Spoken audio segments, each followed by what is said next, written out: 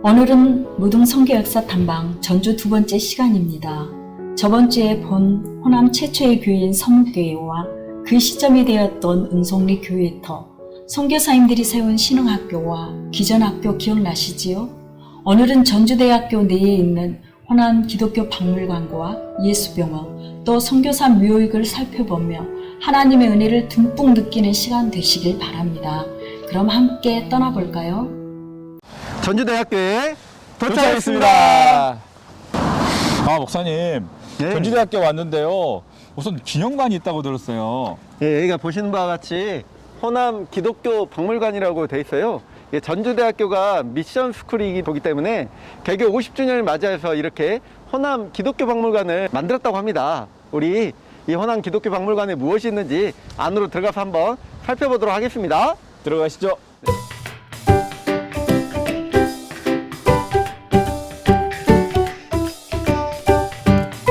반갑습니다. 우리는 전주대학교 호남 기독교 박물관에 와 있는데요. 여기 실장님으로 근무하고 계시는 박현수입니다. 오늘 간단하게 우리 호남 기독교 박물관 역사관에 대해서 네. 또 설명해 주시면 감사하겠습니다. 일단 만나서 반갑고요. 1893년도에 최초의 이쪽에 기독교가 미국의 남장로로 애양협정을 통해서 확정이 됩니다. 당시에 들어왔던 7명의 선교사들의 행적, 그 행적 속에 바로 이 지역의 기독교 복음이 어떻게 전파됐는지, 첫 번째 어떻게 보면은 기독교가 들어온다라는 그 자체는 첫 번째 복음 위에, 말씀 위에서 뭘 세웠느냐? 바로 교육과 의료. 그래서 이게 세계가 삼위일체가 이루어집니다. 근데 초창기에 처음 들어왔던 7분이 오게 되는데요. 바로 사도행전에 나오는 어떻게 보면 초대받은 7교회라든가 그다음에 선택받은 7명의 집사들, 안디옥 교회에 세워진 이런 부분들도 결국은 이와 일맥상통하는 거 아닌가. 그래서 앞에 보시면은 여기 위에 있는 작품 속에 바로 이 7명의 선교사님들을 그림으로 화폭에 담았습니다. 전라도라는 지명 자체는 약 1000년 전에 고려 헌종 때 그 지명이 만들어집니다. 근데 전주와 나주 두 도시가 중심이 돼서 전라도가 된 겁니다. 근데 전주가 바로 이곳이 전주가 본부였던 거였죠. 그래서 전주가 먼저 선교부가 만들어지는데 7분이 오셔가지고 전주의 선교부를 만드는데 첫 번째 교회를 만들게 되면 전주의 서문교회가 만들어집니다. 1893년도는 바로 여러분들 잘 아시는 흥선대원군이 집정하던 시기였습니다. 그리고 여러분들 잘 아시는 동학농민혁명 운동이 1895년도에 일어났습니다. 그러다 보니까 굉장히 시기적으로 불편한 시기였었죠. 그래서 서양의 종교를 반대한다라고 해서 어떻게 보면은 곳곳에 척화비를 세우게 됩니다.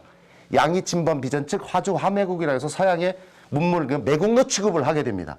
그런데 이 사람들이 그걸 완전 100% 다 반대한 건 아닙니다. 들어오면서 서양의 종교는 반대했지만 학교와 병원은 다 좋아했습니다. 그래서 그런 부분들이 들어와서 초창기에 이 7분들의 행적에 의해서 지금 현재 전주, 익산, 군산 일대는 우리 기독교인이 프로테이지로 얘기한다면 약 26%에서 28% 정도 기독교인이 됩니다. 전국 평균은 어떻게 되면 17%, 8% 정도 되는데 이곳에 특히 왜 많으냐? 바로 이분들의 행적입니다. 요 7분이 바로 이 안쪽에 그림에 있는 전주 성회에 들어가는 모습들을 저렇게 담아놨고 당시에는 이 성경이 이쪽에 기독교 복음이 들어오지 않을 때 어둡게 표현을 한 작품입니다. 자, 안으로 들어가셔서 한번 보시도록 하겠습니다. 보시면은 바로 미국 샌프란시스코에서 출발해서 대개 일본을 경유하게 되고 영국이나 이런 데서 들어오고 하는 선교사들 중국을 통해서 들어오고 하는 바로 한국이 이곳 일본 나가사키 우리가 핵폭탄 떨어진 곳은 아주 유명합니다. 나가사키하고 히로시마. 근데 바로 나가사키를 경유해서 우리 한국으로 들어오게 되죠. 특히 이제 인천 제물포라고 그랬습니다. 그 제물포를 통해서 들어와서 거기서 조금 있다가 바로 다시 이제 이쪽 군산을 통해서 배를 타고 와서 다시 내륙으로도 오기도 하지만은 되게 이제 군산을 통해서 전주로 오게 되죠. 그래서 당시에는 선교사님이 오시면은 선교사가 한국말에 통하지 않으니까 네. 당시의 표현은 조사라고 그랬습니다. 네. 이분들이 통역관이라고 생각을 하시면 되고요. 같이 해서 조사하고 같이 와서 조사가 먼저 가서 살 곳들을 마련하게 됩니다. 자, 안쪽으로 가서 보시면은 아펜젤러 선교사와 언더우드 선교사가 들어오게 됩니다. 네. 근데 언더우드 선교사가 6년이 지나고 7년, 그때 당시에 안식년이라는 표현을 했는데 안식년에 미국으로 다시 돌아가서 미국 전역을 다 돌아다니게 됩니다. 그게 바로 돌아다니면서 했던 것이 선교 보고대회를 함으로써 이 한국에 파송을 시켜주는 것을 설파를 하고 다닌 겁니다. 그래서 이렇게 보시면은 아까 말씀드렸던 이 앞쪽에 지금 7분이 이렇게 해서 들어오게 됩니다. 이게 7인의 선발대이군요. 네네, 맞습니다. 네. 저희가 7인의 이분들을 특히 선발대라고 얘기하게 됩니다. 그래서 한국 선교 최초의 어떻게 보면 이 전라도 땅에 처음으로 봤던 선교사님들이 되고요. 네. 그 7분 중에서 저희가 사진을 통해서 다시 가장 비슷하게 한번 만들어 본 겁니다. 네. 그래서 제가 아까 다시 얘기하지만 1892년도 애양협정을 통해서 네. 이렇게 6개. 예. 그러면 예. 호남 지역을 미국 남장로교가 이렇게 맡았던 거죠? 그렇죠. 네. 예. 보시면은 이게 캐나다가 어디 갔습니까? 녹색. 예. 북쪽으로 갔습니다. 한경북도. 호주? 남쪽으로 갔죠? 네. 그게 따뜻한 나라 사는 사람들은 배려를 해준 것 같아요. 또 그렇게 되는군요. 네네네네. 네. 그래서 추운 이북 쪽은 캐나다나 이쪽 사람들이 관할을 했어요. 북장로교라든가. 네. 근데 따뜻한 남쪽은 이 사람들은 추위에 못 견딜 거라는 그런 배려가 같이. 그런 배려까지 예, 있는지 오늘 또 처음 알았네요. 맞습니다. 네네네. 네, 다음으로 가보시죠. 이게 네. 보시면은 이제 우리 호남 지역의 선교가 시작되고 호남 선교가 시작되는 과정에서 굉장히 중요한 역할들. 그래서 제가 이것을 삼위일체라고 그랬는데 네. 이분들이 들어오는 것은 복음이었어요. 말씀 위에서 네. 그 다음에 교육과 의료 이게 어떻게 보면 삼위일체이지 않느냐. 네, 네, 네. 근데 첫 번째 전주 선교가 본부가 되는 거고 네. 군산, 광주, 목포, 순천은 1930년 이후에 이제 순천 선교부가 새로 만들어지게 됩니다. 네, 지금까지 우리 전주대학교 호남기독교 역사박물관에서 우리 많은 설명을 들었는데요. 진심으로 감사드립니다. 우리 실장님 한마디 해주시죠. 광주나 전주는 뭐 1시간 정도 거리입니다. 언제든지 부모님하고도 같이 와도 좋고요. 네. 직접 또 어른들은 와서 우리 박물관에 오시면 언제든지 환영하고 네. 거기에 대해서 잘 설명해 드리고 그럴게요. 저희 전주대학교에 오시는 걸 환영합니다. 네, 감사합니다. 우리 박수로 네, 우리 호남 전주대학교 역사박물관을 마치도록 하겠습니다. 감사합니다. 호남 기독교 박물관을 통해서 호남 선교의 뿌리를 잘 알 수 있었습니다. 전주는 광주에서 그리 멀지 않으니 시간 내서 한번 다녀오시기 바랍니다. 이어서 예수병원을 살펴볼 텐데요. 선교사님들이 오셔서 우리나라 의료에도 큰 이바지하셨습니다. 예수병원은 미국 남장로교 선교사로 한국을 찾은 마티 잉골드 여사가 설립하였습니다. 그녀는 노스캐롤라이나 볼티모어 여자의과대학을 수석으로 졸업한 후 1892년 선교사로 임명되어 1897년 전주성 서문밖에 도착해 1898년 11월 예수병원을 설립한 뒤 여성과 어린이를 상대로 진료를 시작했습니다. 그녀는 1897년 7월 18일 남부 캐롤라이나주 로킬 제1장로교회 파송 예배에서 나의 전주행은 하나님의 뜻에 의한 것이고 하나님의 뜻은 언제나 옳고 선한 것임을 믿기 때문에 나는 두렵지 않다 하고 기도를 하게 됩니다. 이 기도는 예수병원의 열매가 되었습니다. 또한 마티 잉골드 선교사는 전주 서문교회를 세운 테이트와 결혼하여 1962년 미국 플로리다주 묘지에 묻히게 되었습니다. 그녀의 묘비에는 28년 동안 한국에서 선교사로 봉사했다고 기록되어져 있습니다. 지금 보이는 사진은 마티 잉골드 선교사님이 전주 성문 밖에 초가 한 채를 사들여 진료한 예수병원의 뿌리입니다. 또한 예수병원은 국내 근대식 병원으로 세브란스의 전신인 제중원, 예전 이름은 강유원에 이어 두 번째로 우리나라에 세워진 건물입니다. 지금은 세월의 흐름 속에 몇 차례 주인이 바뀌어 엠마오 사랑병원으로 사용되어지고 있지만 그럼에도 이 건물은 외형의 변화 없이 건축 당시 용도 그대로 사용되는 보기 드문 근대 건축 유산으로 평가받고 있습니다. 이제 예수병원 의학박물관을 살펴보겠습니다. 이 박물관에는 설립자 마티 잉골드 의사의 유품을 비롯해 예수병원을 기념하기 위해 자료 121점을 전시하고 있습니다. 의학박물관을 통해 의학 및 의료 장비의 변천사를 알 수 있어 근현대 의학과 성교의 생생한 역사를 체험할 수 있습니다. 그럼 마지막으로 선교사 묘역을 방문해 보도록 하겠습니다. 선교사 묘역은 호남지방 선교 역사의 시작이라 할 수 있는 미국 남장로교 7인의 선발대와 관련이 깊습니다. 이곳 전주 선교사 묘역은 작고 아담하지만 선교사 묘역에는 7인의 선발대원 자신뿐 아니라 가족 등 직간접적으로 관련된 인물 총 17명이 안장되어 있습니다. 함께 살펴보도록 하겠습니다. 네, 저희가 지금 전주 선교사 묘역에 와 있습니다. 우리 선교사 묘역에 대해서 간단하게 설명해 주실 최규 선교사님을 뵈 모셨는데요. 우리 선교사님 간단하게 자기소개 한번 해주시면 감사하겠습니다. 네, 반갑습니다. 저는 바울 선교회 소속의 전 아프리카 세네갈에서 사역했던 최규 선교사라고 합니다. 지금은 본부에서 행정팀장으로 섬기고 있습니다. 반갑습니다.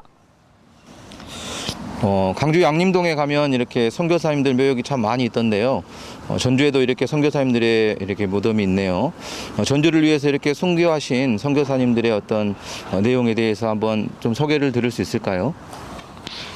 네, 제가 처음에 이곳에 오게 된 계기는 아프리카에서 저희 아기가 좀 몸이 안 좋았습니다. 정신과적인 질병을 얻어서 여기 무덤 옆에 예수병원 소아과 병동이 있었는데 거기 아이를 치료하러 왔다가 우연히 올라와서 알게 됐습니다. 근데 저희 아내는 이제 아이 아픔으로 인해 우울증 약을 복용하고 있었고 저희 아이는 밑에서 이제 정신과 치료를 받고 있었는데 여기 올라와 보니까 17개의 무덤이 있었습니다. 여기에 오게 되신 그 경유는 여러분 잘 아시는 언더우드 선교사님께서 7년 동안 사역하시고 몸이 아프셔서 미국에 가서 치료받던 중에 조선의 선교사가 필요하다는 그런 열정을 가진 동원의 메시지를 통해 남장로교회 7분의 선교사님들이 1892년 11월에 저희 조선 땅에 들어오게 됩니다. 그리고 그때 당시에 정세가 좋지 않았기 때문에 그 중에 한글 선생님이었던 정혜원이라는 사람을 1893년에 전주에 보내서 서문교회가 탄생하게 됐고 그 뒤에 1년 뒤에 1894년에 배를 타고 군산으로 이분들이 들어오게 됐습니다. 그래서 군산에 구암교회, 개복교회, 또 영명학교, 멜본딘 여학교가 세워졌고 김제와 익산을 거쳐서 이곳 전주에 와서 예수병원을 세우고 밑에 보면은 신흥학교, 기전학교가 있습니다. 학교를 세우고 서문교회를 비롯한 많은 교회를 세우시다가 여러 가지 풍토병으로 인해서 하나님의 품에 안긴 선교사님들의 자녀들, 그분의 아내, 그리고 그 선교사님들이 이곳에 묻혀 있습니다. 특별히 기억할 만한 것은 여기에 이제 두 번째 무덤에 전킨이라는 선교사님이 계시는데 전킨 선교사님 무덤 앞에는 그분의 자녀들 묘가 3개가 있습니다. 첫째 아이가 조지라는 아이인데 태어난 지 1년 7개월 만에 풍토병으로 죽게 됐고 둘째 아이는 시든인데 태어난 지 2달 만에 하나님의 품에 안기게 되었고 마지막 아들이 프란시스인데 태어난 지 정확히 20일 만에 하나님의 품에 안겼습니다. 놀라운 거는 자녀들을 3명을 하나님의 품에 안기고 전킨 선교사님이 계속해서 사역을 하다가 1908년 1월 달에 급성 폐렴으로 43살이라는 그 짧은 나이에 이곳에 묻히게 되었습니다. 저희가 이 무덤에 와서 한 명의 자녀가 아픈 것도 이렇게 마음이 아픈데 3명이나 되는 자녀를 풍토병으로 이곳에 묻고 그 자신도 고국으로 돌아가지 않고 여기에 있는 이 호남의 사람들을 너무나 사랑해서 자기 몸을 돌보지 않고 폐렴에 걸려 돌아가신 그 스토리를 통해 사실 저희 아내는 안양 쌤병원에서 우울증 약을 지어다 복용하고 있었는데 이 놀라운 하나님의 은혜의 현장에 밟음으로 말미암아 아내는 우울증 약을 끊게 되었습니다. 그리고 그 아팠던 아들은 지금 계속해서 꾸준히 치료를 받고 있어서 많이 좋아졌습니다. 그것이 계기가 되어서 한국 역사에 대해서 공부를 하게 됐는데 특별히 이 호남 땅에 들어왔던 7인의 선교사님들 그리고 그 뒤에 1895년에 또 광주로 들어왔던 유진배 선교사님을 비롯한 수많은 선교사님들, 양림동산에 23분의 선교사님들이 묻혀 계시는데 남장로교회 이 놀라운 선교사님들의 땀과 눈물과 순교의 헌신을 통해 이 호남 땅에 다른 어떤 지역보다도 복음화율이 높고 하나님의 은혜와 사랑이 흐르고 있다는 사실에 너무나 감사하게 되었습니다. 예, 감사합니다. 선교사님 많은 이야기를 해주셨는데 우리 실제로 그 정킴 선교사님과 새아들 묘지가 어디 있는지 함께 같이 좀 살펴봤으면 좋겠어요. 네, 여기가 윌리엄 맥클리 전킨이라는 선교사님이신데 여기 보면 전위렴이라고 글자가 희미하게 보입니다. 윌리엄 해서 위렴이 됐고 전킨의 전을 따서 전위렴 선교사님이라고 했습니다. 앞에 보면은 시드니라고 글자가 보이네요. 네네. 둘째 아들입니다. 프란시스라는 아들이 보입니다. 네, 셋째 아이입니다. 첫 번째 조지라는 아이가 보이는데 첫째 아이입니다. 이 자녀들은 군산에서 사역할 때 거기에서 풍토병에 걸려 선교사님이 세운 영영학교라는 그 뒷산에 묻었고 1970년에 그 학교가 다른 곳에 팔려가게 돼서 이쪽으로 이장하게 되었습니다. 그 옆으로 가면은 선교사 자녀들의 무덤이 있는데 이제 여러분이 아시겠지만 양화진도 그렇고 전주도 그렇고 광주도 그렇고 부산 대구에도 마찬가지고 선교사님 묘역 중에 자녀들이 더 많이 묻혔습니다. 그거는 아이들이 면역력이 없었기 때문에 풍토병에 취약해서 17개 무덤 중에 10개가 아이들의 무덤입니다. 특별히 코로나19로 전염병 가운데 노출된 이 세상 가운데 우리가 어떻게 그때 당시에는 코로나보다도 더 높은 치사율과 더 많은 전염병에 창궐했던 이 조선 땅인데 그분들은 뻔히 그걸 알면서 어린 자녀를 데리고 와서 풍토병 가운데 전염병 가운데 이곳에 묻고도 그들도 돌아가지 않고 묻었던 그 놀라운 순교, 헌신의 어떤 그런 정신을 전염병이 창궐한 지금 이 시대에 우리가 깨달아야 될 정신이 아닌가 생각을 해봅니다.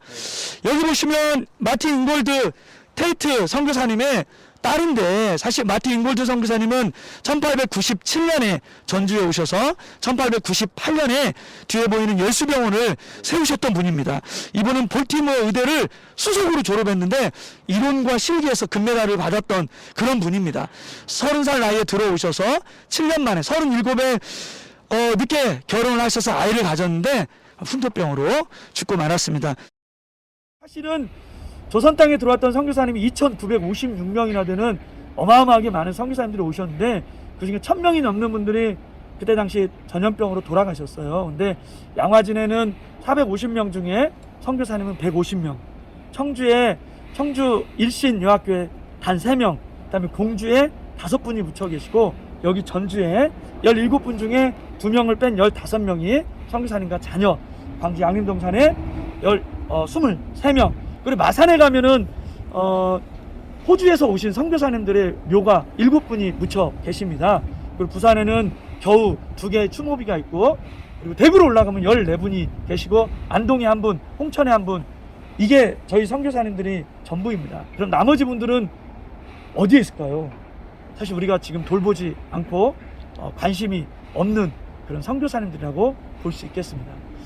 이제 선교 역사 100년인데 지금에라도 더 많은 선교사님들을 찾아 나서서 그런데 어떻게 헌신했는지 그들의 그 헌신을 우리가 기억하고 후세에 잘 전하는 것이 무엇보다도 이 땅에 대한민국 교회들이 복음의 빚진 자들이 해야 될 사명이라고 그렇게 생각을 합니다.